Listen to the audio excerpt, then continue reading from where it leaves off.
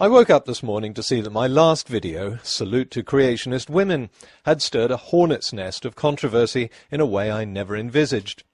I did, of course, expect comments like this, which is why I was at pains to point out that I was not attacking women, just redressing the balance a bit, because so far nearly every Golden Crocoduck nominee has been a man.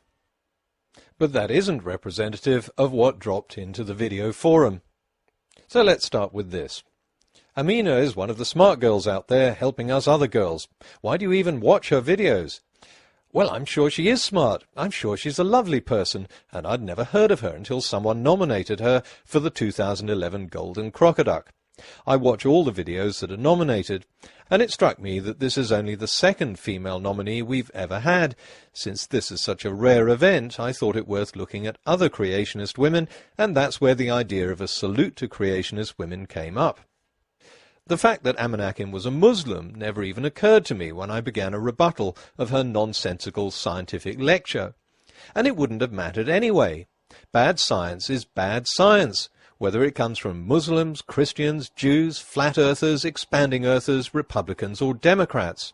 I simply laid into her unscientific claptrap in exactly the same way as I've laid into every other creationist preacher who misrepresents science in the public media.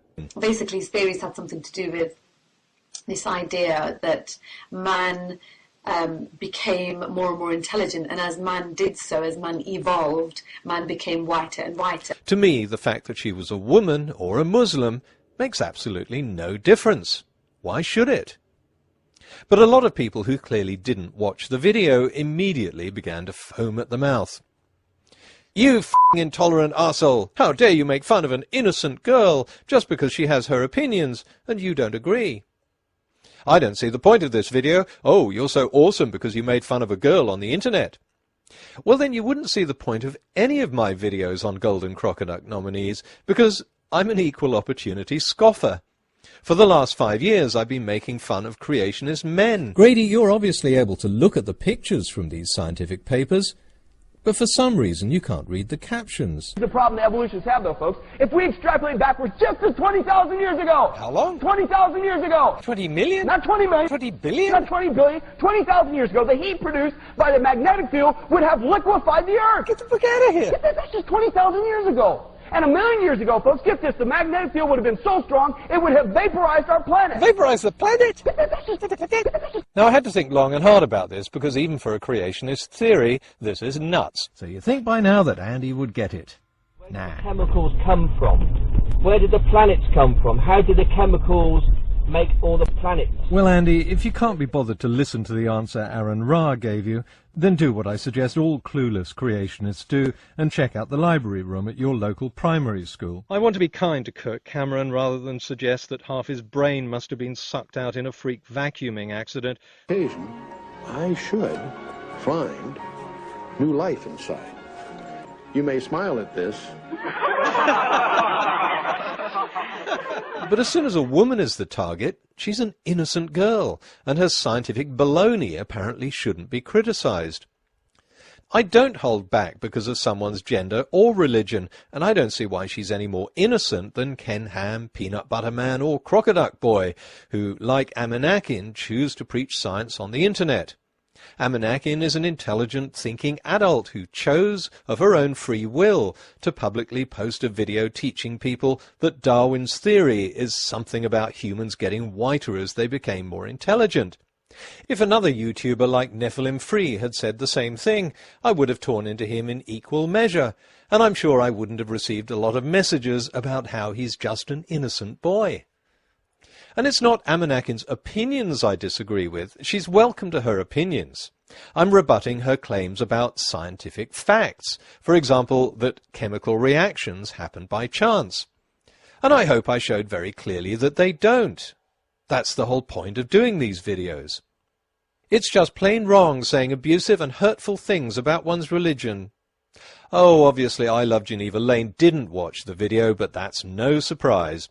Nothing in the video said anything abusive or hurtful about Islam, just as none of my other videos say anything hurtful or abusive about Christianity. What I go after are misleading scientific claims and the preachers who teach them. The only time I mentioned Islam in the video was to make the point that if I wanted to learn about the history of Islam, I wouldn't reference just one book that set out to show that the religion was nonsense, and I'm sure Muslims would agree. We're allowed to believe whatever we want. I suggest the whiners watch the video before commenting, because you're beginning to sound a bit stupid. If you watched it, maybe you would have heard this. Of course, you can say that at the beginning of time, an invisible being dictated that this is how atoms should interact. Believe what you like, but the fact is that this is how chemicals do interact. Now, I really don't care what you believe. If you want to believe a deity made the universe, that's fine. But if you go on a public channel and misrepresent science, then expect to get rebutted. What right have I got to rebut you? The same right you have to put these videos out in the first place. No, and I don't need permission. If someone presumes to lecture others about science on YouTube, myself included, they can expect to have their videos copied and commented on. It's called fair use. Trying to shut this down is censorship.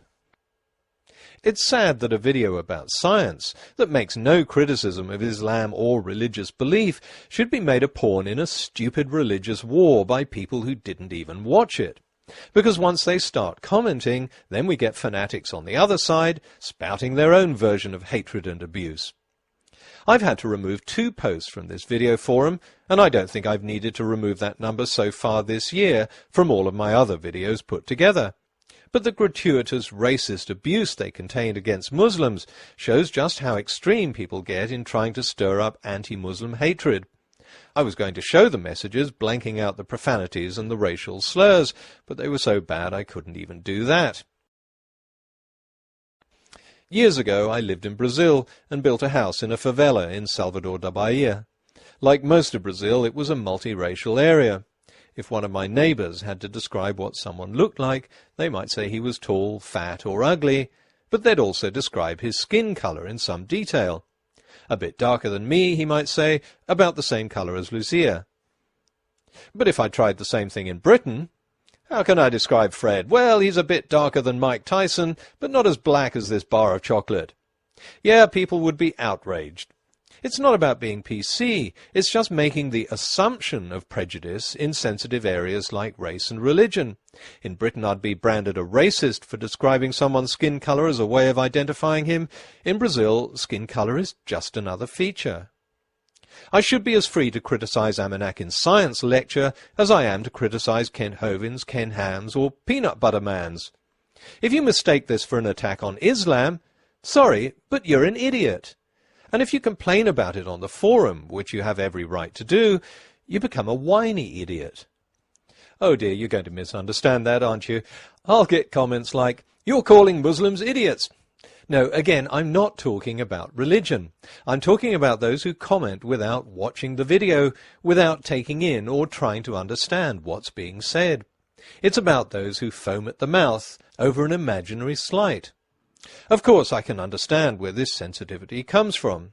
When there are other idiots on YouTube and public intolerance against Muslim beliefs is rampant, it's easy to retreat into a defensive posture and assume that a rebuttal of anything someone says is an attack on whatever religion she happens to hold. But learn to tell the difference. If you can't tell the difference, then that polarizing gap is never going to be bridged.